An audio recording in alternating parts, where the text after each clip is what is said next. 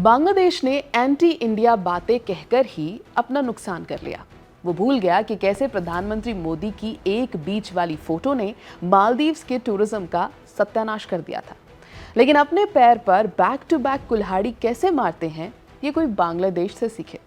नमस्कार, मेरा नाम है श्वेता शर्मा और आज बात बांग्लादेश के खुद को ही हानि पहुंचाने वाले सुपर टैलेंट की। तो कहानी शुरू होती है जब chief adviser to Bangladesh Muhammad Yunus ने चाइनीज प्रेसिडेंट शी जिनपिंग को कहा था कि इंडिया की नॉर्थ ईस्टर्न स्टेट्स लैंडलॉक्ड हैं और बांग्लादेश ही गार्डियन ऑफ द सीज है।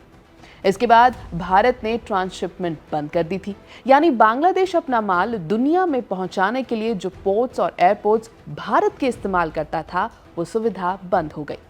इससे बांग्लादेश के गारमेंट एक्सपोर्टर्स सफर करने लग गए। ग्लोबल डिमांड के चलते बहुत स्ट्रेस में आ गए। पहले भारत के जरिए ब्रांडेड रेडीमेड गारमेंट्स को आसानी से यूरोप भेजा जाता था और यूएस भी भेज देते थे दिल्ली और मुंबई एयरपोर्ट से। इस रूट से तेजी से सामान की डिलीवरी हो जाती थी, लेकिन ट्रांसशिपमेंट कैंसिल होने के बाद समंदर के जरिए जाना ही एक आखिरी रास्ता बचा था। अब वहां कंजेशन के चलते डिलेज हो रहे हैं। आपको बता दें कि transshipment cargo from Bangladesh to India 46% बढ़ा था 2023-24 और 24-25 फिस्कल ईयर्स के बीच।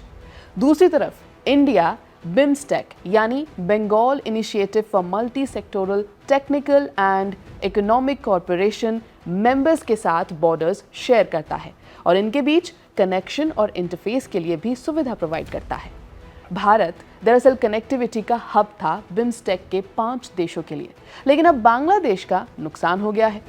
भारत बांग्लादेश का दूसरा सबसे बड़ा ट्रेडिंग पार्टनर था और सबसे बड़ा डेवलपमेंट पार्टनर भी था। सामान आसानी से बाहर भेजा जा सके, इसके लिए भारत बांग्लादेश के लिए बहुत जरूरी था, पर अब ये नहीं हो पा रहा है। इस सब के बीच बांग्लादेश ने भी सोचा कि भारत की मूव का जवाब दूंगा, तो बांग्लादेश ने भारत से आयात किया जा रहा यार्न यानी धागा बंद कर दिया। ये धागा बांग्लादेश की फैक्ट्रीज का मेजर रॉ मटेरियल था। बांग्लादेश को लगा कि ये एक मुंह तोड़ जवाब होगा भारत से सड़क के रास्ते आयात बंद करके बांग्लादेश के डोमेस्टिक यार्न मेकर्स को फायदा पहुंचाकर, लेकिन ये पासा उल्टा पड़ गया।